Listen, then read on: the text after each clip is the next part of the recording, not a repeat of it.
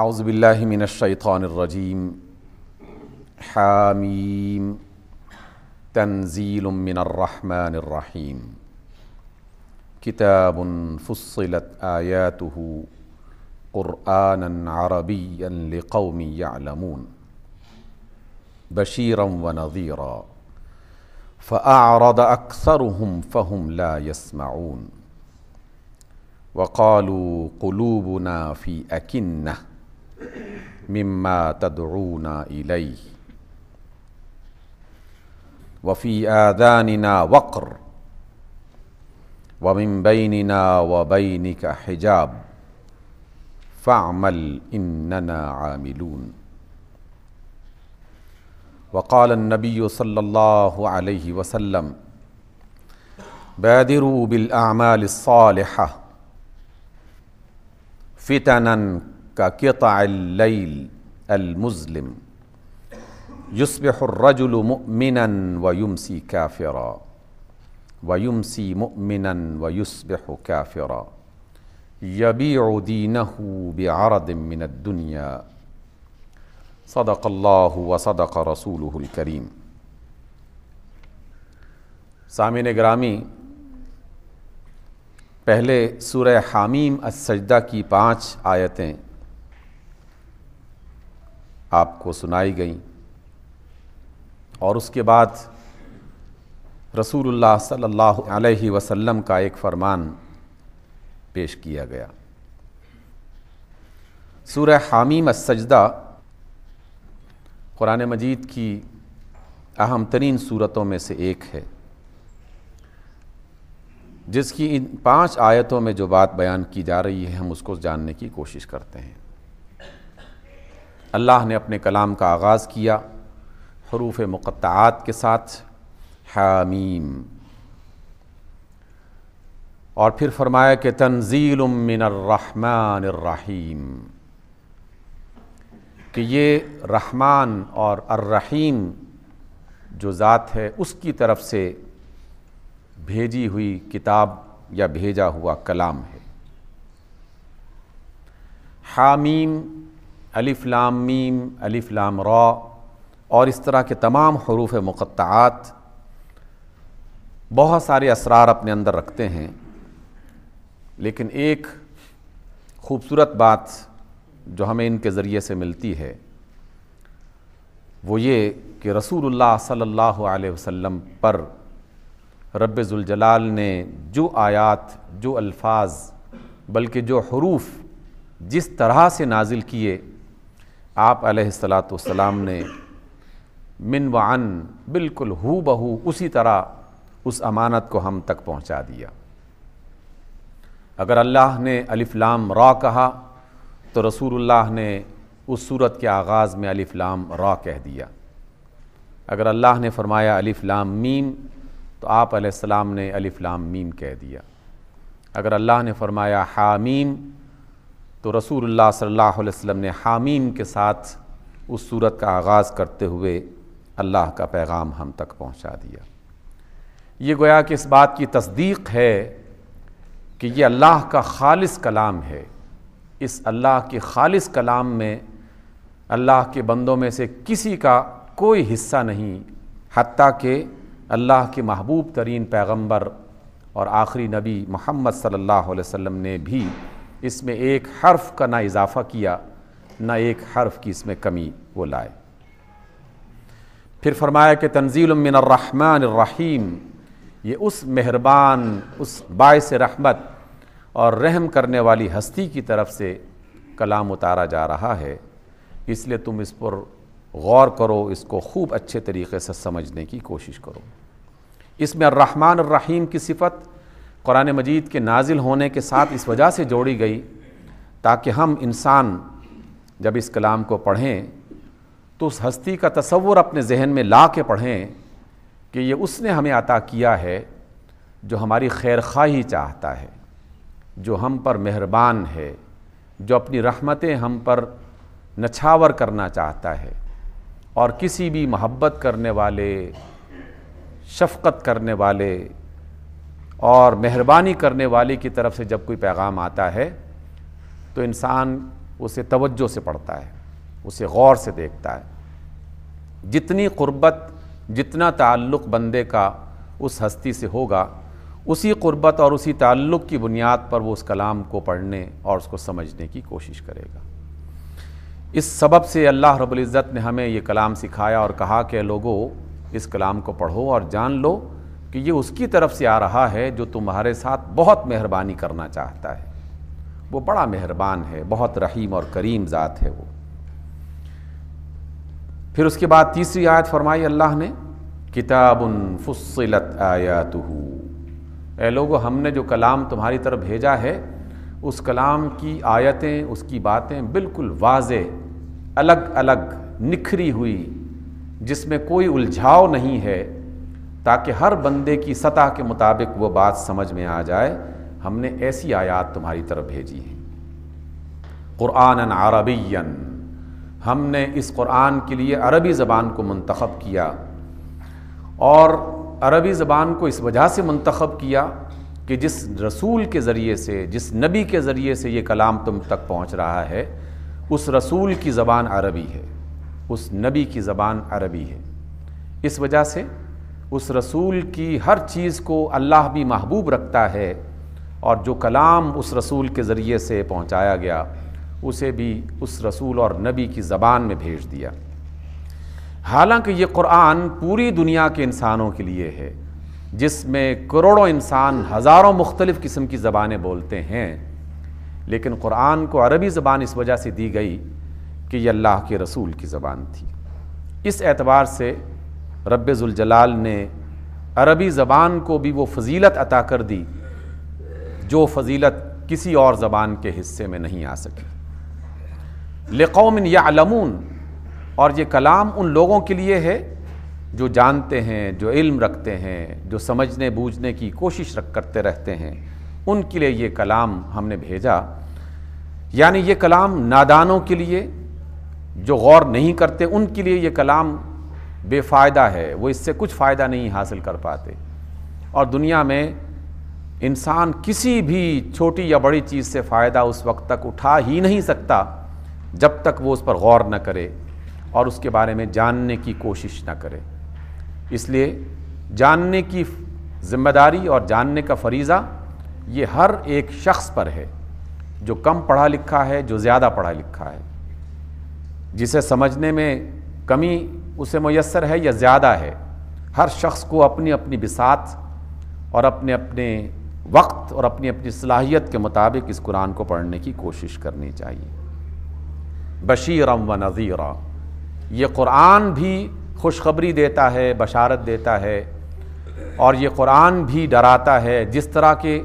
رسول محمد صلی اللہ علیہ وسلم بشیر اور نذیر ہیں، خوشخبری دینے والے اور خبردار کرنے والے، بالکل اسی طرح قرآن مجید بھی بشیر اور نذیر ہے، خوشخبری دینے والا اور خبردار کرنے والا۔ خوشخبری کنہیں اور کن کے لیے؟ یقیناً پورا قرآن بتا رہا ہے کہ یہ خوشخبری ہے سچے لوگوں کے لیے، امانت دار لوگوں کے لیے، قول و قرار کے پکے لوگوں کے لیے، انسان دوست لوگوں کے لیے، اللہ کی مخلوق پر مہربانی کرنے والوں کے لیے، اللہ کی بات کو، رسول کی بات کو سمجھنے اور اس کو وقت دینے والوں کے لیے وہ خوشخبری ہے، بشارت ہے۔ اور خبردار کن کے لیے، کن کو کیا جا رہا ہے؟ خبردار ان تمام لوگوں کو کیا جا رہا ہے جو اللہ کی بات سننے کے باوجود بھی اس کی طرف دھیان نہیں دیتے، جو رسول اللہ کی بات کو جاننے کے باوجود بھی اس پر عمل کرنے کی کوشش نہیں کرتے۔ ان سب کے لیے یہ خبرداری ہے، یہ ڈراوا ہے ان کے لیے۔ لیکن اللہ نے ایک اور حقیقت کی طرف بھی اشارہ فرمایا، اور فرمایا کہ ان سب کے باوجود کہ یہ ایک مہربان ہستی کا کلام ہے، اس کے باوجود کہ یہ سمجھ میں آنے والا کلام ہے، اس کے باوجود کہ یہ علم والوں کے لیے اور عقل رکھنے والوں کے لیے مفید کلام ہے، اور اس میں ان کے لیے بشارتیں ہیں، خبرداریاں ہیں، لیکن انسانوں میں سے ایک بہت بڑی اکثریت ایسی ہے جو اس کو سمجھنے یا سننے کی کوشش ہی نہیں کرتی، اس کی طرف دھیان نہیں دیتی۔ فَأَعْرَضَ أَكْثَرُهُمْ فَهُمْ لَا يَسْمَعُونَ، بیشتر لوگوں نے اس سے رخ موڑ لیا، اس سے منہ پھیر لیا، اور اکثر لوگ اس کلام کو سنتے نہیں ہیں، اور یہاں سننے سے مراد ہے کہ اس کو سمجھنے کی کوشش نہیں کرتے۔ سننے کا لفظ قرآن مجید میں بھی اور ہماری انسانی دنیا میں بھی ہمیشہ سمجھنے کے لیے استعمال ہوتا ہے۔ آپ اپنے بچے کو آواز دیں اور وہ ایک آواز کو دھیان نہ دے، پھر دوسری آواز کو دھیان نہ دیں، تو فوری طور پر آپ یہی جملہ اس سے کہتے ہیں کہ کیا تم سن نہیں رہے؟ حالانکہ آواز تو اس تک پہنچ رہی ہوتی تھی، لیکن وہ چونکہ دھیان نہیں دے رہا ہوتا، اس موقع پر یہ جملہ اس سے کہا جاتا ہے۔ تو قرآن کی تلاوت تو ہر روز کی جاتی ہے۔ پاکستان کا ریڈیو بھی ہر روز 2-3 گھنٹے کے لیے قرآن مجید کی تلاوت سنواتا ہے، پوری قوم کو سنائی جاتی ہے، اور ہر گھر میں ریڈیو ٹی وی کے ذریعے سے، ٹیپ ریکارڈرز کے ذریعے سے، افراد کے ذریعے سے قرآن پڑھنے کا اہتمام کسی نہ کسی انداز میں ہوتا ہی رہتا ہے۔ لیکن اس کے باوجود نہ سننے کا معنی یہی ہے کہ اس پر غور نہیں کرتے، اس کو سمجھنے کی کوشش نہیں کرتے، بلکہ اس میں اس طبقے کی طرف خصوصی طور پر نشاندہی کی گئی کہ جنہیں بات سمجھ میں آ بھی رہی ہوتی ہے۔ ایسا نہیں ہے کہ ان کی بات سمجھ میں نہیں آ رہی ہوتی، کیونکہ یہ ایسی بات ہے کہ جو ہر عام سے عام آدمی کی بات اس کو سمجھ میں آنی چاہیے، اور سمجھ میں آتی ہے۔ اس میں کیا مشکل بات ہے کہ جب یہ کہا جائے کہ لوگوں سچ کو اختیار کرو اور جھوٹ کو اختیار نہ کرو، سچ میں کامیابی ہے اور جھوٹ میں ناکامی ہے۔ اس میں ایسی کون سی بات ہے جو سمجھ میں نہ آنے والی ہو؟ اس میں ایسی کون سی سمجھ میں نہ آنے والی بات ہے کہ جب یہ کہا جائے کہ جب لین دین کرو تو امانت داری کے ساتھ کرو، اور جب لین دین کرو تو اس میں بے ایمانی اور دغا اور فریب نہ کرو؟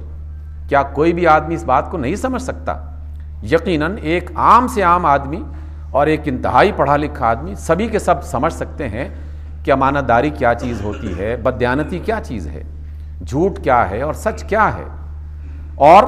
انسان دوستی کسے کہتے ہیں اور انسان دشمنی کسے کہتے ہیں۔ یہ بات سمجھ میں آنے والی بات ہے۔ کوئی ایسا بڑا فلسفہ نہیں ہے کہ جو افلاطون نے اور ارسطو نے کسی ایسی زبان میں کہہ دیا ہے کہ جو نہ زبان میں سمجھ میں آ رہی ہے نہ بات سمجھ میں آ رہی ہے۔ اس میں کوئی الجھاؤ ہے ہی نہیں۔ تو پھر کیوں؟ کیا وجہ ہے کہ لوگ سننے اور سمجھنے کے باوجود بھی اس کی طرف دھیان نہیں دیتے؟ اس کی ایک وجہ رب ذوالجلال نے ان آیات میں بیان کی، اور وہ ہے انسانوں کی ہٹ درمی، انسانوں کی ضد، انسانوں کا پورے ڈھٹائی کے ساتھ انکار کرنا۔ اس کے سوا اور کوئی سبب نہیں ہوتا کہ وہ اللہ کی اتنی واضح اور خوبصورت باتوں کو سمجھ نہ سکتے ہوں یا اس کی طرف دھیان نہ دیتے ہوں۔ ایک ہی بات ہے کہ ہم نہیں مانتے۔ کیوں نہیں مانتے؟ اس کے لیے شیطان نے ایسے بے شمار قسم کے جال پھیلا رکھے ہیں، ایسے بے شمار دھوکوں میں انہیں مبتلا کر رکھا ہے، جس کی وجہ سے ان لوگوں نے برملا یہ کہنا شروع کر دیا، وَقَالُوا قُلُوبُنَا فِي أَكِنَّةٍ۔ رسول سے ان لوگوں نے برملا کہہ دیا کہ جناب ہمارے دل بند ہو چکے ہیں، ہم آپ کی بات نہیں سمجھ سکتے۔ آپ جتنا مرضی چیختے چلاتے رہیں، پکارتے رہیں، بلاتے رہیں، سناتے رہیں، ہم نہیں سننا چاہتے، ہمارے دل بند ہو گئے، ہم تمہارے کلام کو سنتے ہی نہیں ہیں، دل بند ہو چکے ہیں، قفل لگ چکے ہیں۔ مما تدعونا الیہ، اے نبی جس بات کی طرف آپ ہمیں بلا رہے ہیں ہم نہیں جانے والے اس راستے پر، ہم اس بات کو نہیں قبول کرنے والے۔ وفی آذاننا وقر، ہمارے کان بند ہو چکے ہیں، ان کے اندر ایسا ایسا جیسے کسی نے سیسا پگھلا کے ڈال دیا ہے، ہمارے کان جو ہیں وہ سماعت سے محروم ہو چکے ہیں، ہم تمہاری بات نہیں سمجھ رہے۔ ان لوگوں نے برملا کہنا شروع کر دیا، اور اللہ نے ان باغیوں کے اس کلام کو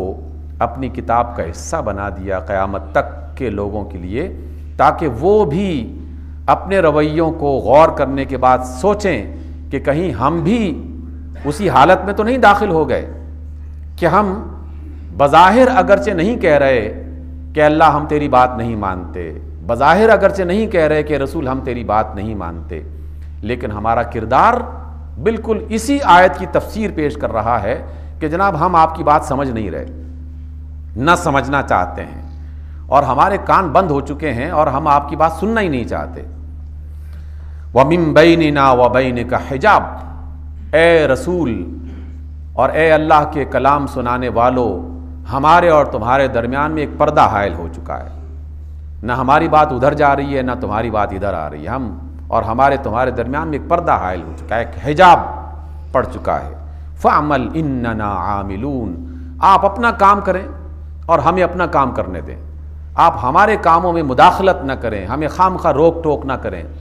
ہمیں یہ سمجھانے کی کوشش نہ کریں کہ جناب ہمیں کیا کرنا ہے اور کیا نہیں کرنا۔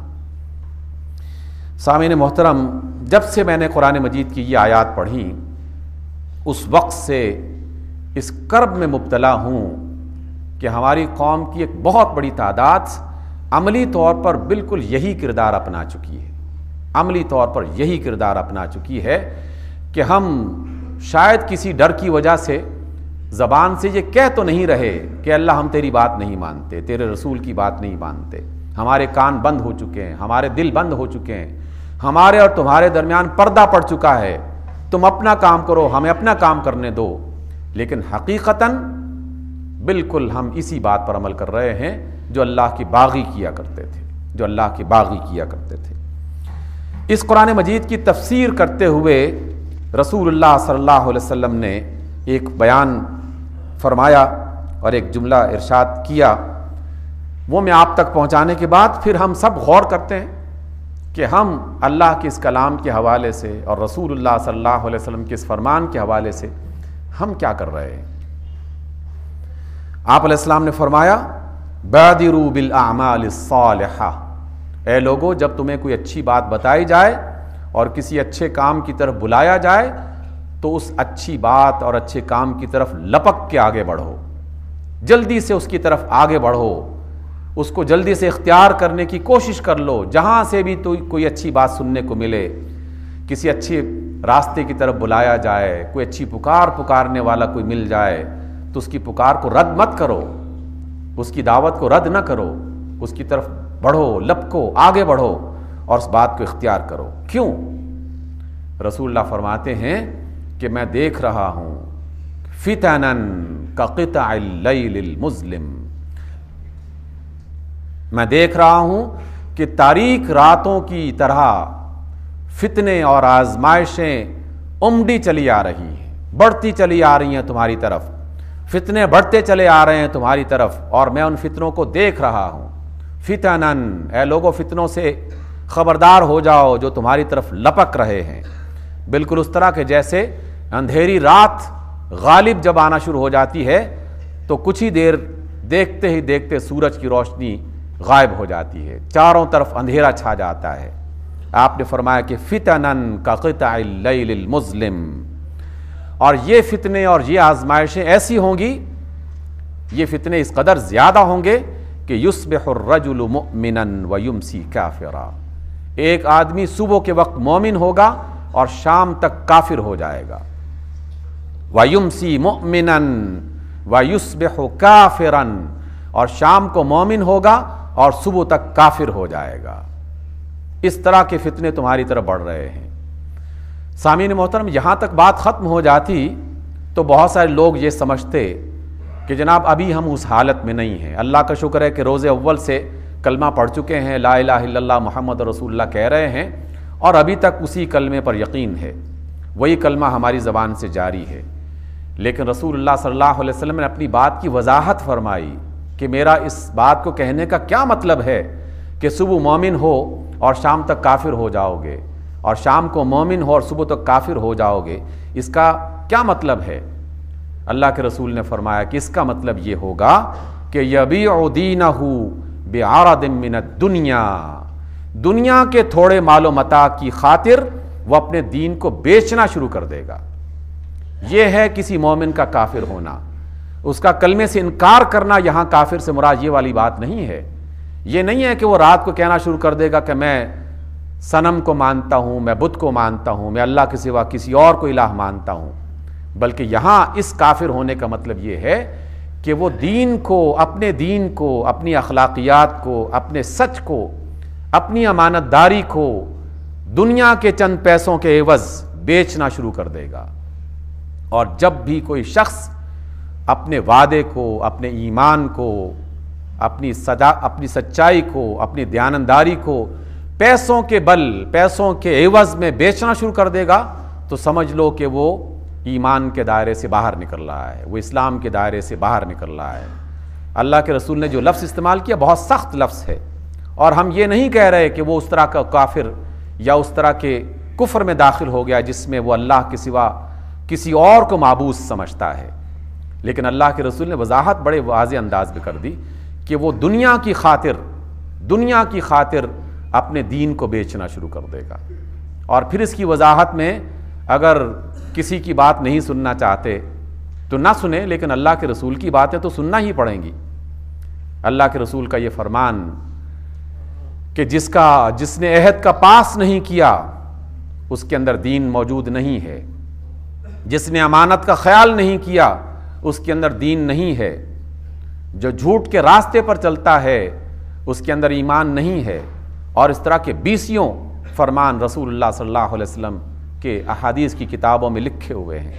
موجود ہیں۔ اس کو ہم میں سے ہر شخص اپنے سامنے رکھتے ہوئے اب آئیے ہم جائزہ لیتے ہیں کہ ہم صبح اگر مومن تھے تو شام تک ہماری حالت کیا ہوئی، اور شام کو مومن تھے تو صبح تک ہماری حالت کیا ہوئی۔ اس میں عام آدمی سے لے کر عام آدمیوں کے لیڈرز سب کے سب شامل ہیں، اور بات میں اوپر سے کرنا چاہتا ہوں اس وجہ سے کہ انسانی معاشرے کی قیادت وہی اس کی اصل، وہی اس کی جڑ، وہی اس کی بنیاد ہوا کرتی ہے، اور انسانی قیادت جو ہے اس کو عوام منتخب کرتے ہیں، اور اس میں آپ جتنا کہیں کم ہے۔ جملہ سنتے جائیں اور خبریں اکٹھی کرتے چلے جائیں اور شرماتے چلے جائیں۔ ہمارے پاکستان میں جس طرح کی صورتحال بن چکی ہے، ابھی ایک ہفتہ پہلے، صرف ایک ہفتے کے اندر سینٹ، اور آپ کو پتہ ہے کہ سینٹ کسے کہتے ہیں؟ سینٹ کا مطلب یہ ہے کہ اس ملک کی کریم اس ادارے میں جمع ہو رہی ہے، کریم جس میں کوئی ساہوکاروں کی بنیاد پر یا ذمہ داروں کی بنیاد پر یا ٹھیکیداروں کی بنیاد پر لوگوں کا انتخاب نہیں ہوتا۔ کوئی بھی پارٹی اپنی پارٹی میں سے سب سے بہترین آدمی کا انتخاب کر کے اسے سینٹ کا ممبر منتخب کرتا ہے، اور سینٹ کا مطلب یہ ہے کہ اس ملک کے آئین، اس ملک کے قانون کو کس طرح بننا چاہیے، اس میں امانت دار، سمجھدار، ہوش مند، ملک کے معاملات کو جاننے والے، ان سب کی خبر رکھنے والے افراد وہاں پہنچیں گے تو ملک کی قسمت بدل جائے گی۔ اپنی قسمت جن کو لکھنے کا آپ حق دے رہے ہیں ان کی حالت گزشتہ ہفتے پوری دنیا نے دیکھی کہ ایک سینیٹر 25 کروڑ سے لے کر 50 کروڑ میں بکا، 25 کروڑ سے لے کر 50 کروڑ میں بکا ایک سینیٹر۔ اور سینیٹر کا مطلب یہ نہیں کہ اس کو بے وقوف اور نادان آدمی جس کو علم نہیں تھا اس نے اس کو ووٹ دیا ہے۔ یہ ریڑھی چلانے والے، اس کو بیچاروں کو کیا پتا کہ یہ ووٹ کیا ہوتا ہے۔ یہ بڑھیا 50 سال کی ہے، 80 سال کی، اس کو بیچاری کو کیا پتا کہ ووٹ کیا ہوتا ہے۔ اس کو ووٹ دینے والے اس پارٹی کے وہ افراد کہ جنہیں انہوں نے منتخب کر کے بھیجا ہے، ووٹ دینے والے بھی اس معاشرے کی کریم، اور جنہیں منتخب کیا جا رہا ہے وہ بھی اس معاشرے کی کریم۔ اور فیصلہ کس بنیاد پر ہو رہا ہے؟ اللہ کے رسول صلی اللہ علیہ وسلم کی اس خبر کے مطابق ہم اپنے دین کو بعرض من الدنیا، دنیا کے چند مال و متاع کے عوض میں بیچنا شروع کر دیتے ہیں۔ اور جو قوم اس طرح اپنے قائدین کو دیکھے اور پھر بھی ان کی عزت و احترام، ان کی تکریم اور ان کے بنائے ہوئے قانون اور ان کے طریقوں پر بالکل خاموشی سے بیٹھ جائے اور کہے جناب یہی ہمارے لیڈرز ہیں، تو پھر اللہ کے رسول کی بات کیا سچ نہیں ہوگی کہ فتنن کا قطع اللیل المظلم، اے لوگو آزمائشیں اور فتنے بڑھ رہے ہیں جیسے اندھیری رات بڑھتی ہے، اور میں دیکھ رہا ہوں کہ صبح ایمان والا ہوگا، شام تک وہ اپنے ایمان کا سودا کر چکا ہوگا، شام کو ایمان والا ہوگا اور صبح تک اس کے ایمان کی قیمت لگ چکی ہوگی۔ اور بدقسمتی اور بھی بڑی اور دیکھیے کہ ان بکنے والوں میں اور بیچنے والوں میں ہر طرح کے لوگ ہیں، علماء بھی شامل ہیں، ٹوپیوں والے بھی شامل ہیں، پگڑیوں والے بھی شامل ہیں، ریش مبارک رکھنے والے بھی شامل ہیں، اور اس ملک کے اور بڑے بڑے افراد وہ بھی اس کے اندر شامل ہیں۔ تو اس اعتبار سے ہم دیکھیں تو وہ والی صورتحال وہاں پہ ہمیں دکھائی دیتی ہے۔ ادارے جب وہاں اس سب سے بہترین ادارے کا، کریم رکھنے والے ادارے کا یہ حال ہے، تو پھر ریلوے کیوں نہ بکے، پھر پی آئی اے کیوں نہ بکے، پھر ٹیلی فون کا ادارہ کیوں نہ بکے، پھر ڈیم بنانے والے ادارے کیوں نہ بکیں، پھر پیٹرول اور گیس اور سی این جی لگانے والے ادارے وہ کیوں نہ بکیں؟ چلیں اگر وہ بھی بک رہے ہیں تو پھر ہر گھر میں رہنے والا ایک عام آدمی یہ سمجھتا ہے کہ جب میرا لیڈر 25 اور 50 کروڑ میں بک رہا ہے تو مجھے اتنا تو حق ملنا چاہیے کہ جب ووٹ میں لوں یا ووٹ میں کسی کو دوں تو اسے 2-3 ہزار روپے کم از کم لے لوں. تو وہ پھر اپنے گھر کے افراد کی قیمت بھی اسی طریقے سے لگاتا ہے کہ میرے گھر میں 10 افراد ہیں، ووٹ پڑنے والے ہیں تو 2-3 ہزار مل جائیں گے تو گھر میں 40-50 ہزار اکٹھا ہو جائے گا. پوری قوم جب اس طرح کی بات میں شامل ہو جائے تو کیا اللہ کے رسول کی بات جو ہے وہ ہماری سمجھ میں نہیں آ رہی؟ اللہ کے رسول کی بات سمجھ میں آ جانی چاہیے کہ اللہ نے بھی یہی کہا ہے کہ ہم نے اپنے کان بند کر لیے ہیں، ہمارے دلوں پر آہستہ آہستہ ہم خود مہر لگاتے چلے جا رہے ہیں. اس میں ہم سب مجھ سمیت کسی نہ کسی انداز میں شریک ہیں، اور تبدیلی اس وقت تک نہیں آ سکتی جب تک کہ ہم مرض کو اس کی جڑ سے اکھاڑنے کی کوشش نہ کریں. اور میرا جڑ سے اکھاڑنے کا آغاز میری اپنی ذات سے شروع ہوگا کہ جب میرے پاس کوئی بندہ آئے اور کہے جناب مجھے آپ کے ووٹ کی ضرورت ہے تو میں فوراً سمجھ جاؤں، جان لوں کہ جناب ووٹ تو ایک طرح کی شہادت ہے، اور شہادت تو حق کی ہونی چاہیے، سچ کی ہونی چاہیے. میں ایک ووٹ پر سٹیمپ نہیں لگا رہا بلکہ اپنے نامہ اعمال پر مہر لگاتا ہوں کہ یہ ایک شہادت ہے، اور اس شہادت کی بنیاد پر مجھے اس بات کو اللہ کے سامنے پیش کرنا ہے کہ میں کس کی حمایت کر رہا ہوں. سندھ میں ایک خاتون نے سر عام ایک خاتون کو تھپڑ لگائے، عدالت نے ایک اچھا فیصلہ کیا، سب لوگوں نے اس کو اپریشیٹ کیا، لیکن کیا اسی ملک کے اسی علاقے کے رہنے والوں نے کل ہڑتال نہیں کی، پورا شہر بند نہیں کر دیا؟ کس کے حق میں؟ ظالم کے حق میں یا مظلوم کے حق میں؟ یقیناً ظالم کے حق میں ہڑتال کی گئی، پورے شہر کو بند کیا گیا. سامعین محترم، اللہ کی باتیں اور اس کے رسول کی باتیں صرف سنانے کے لیے نہیں ہیں اور صرف سننے کے لیے نہیں ہیں، سمجھنے کے لیے اور اس کے مطابق اپنے رویوں کو بدلنے کے لیے. جس روز ہم نے ارادہ کر لیا کہ میں اپنے آپ کو بدلوں گا، آپ اپنے آپ کو بدلیں گے، اللہ کی رحمت اس روز شروع ہوگی. اگر ایسا نہیں ہوگا تو پھر اللہ تعالیٰ کی پناہ مانگنی چاہیے ان آنے والے ایام سے کہ جن ایام میں آگ کا الاؤ زیادہ بڑا پھیل جائے گا. اللہ تعالیٰ ہمیں سچی بات کو سمجھنے، اس کو جاننے اور اس پر عمل کرنے کی توفیق عطا فرمائے. اقول قولی ھذا واستغفر اللہ لی ولکم.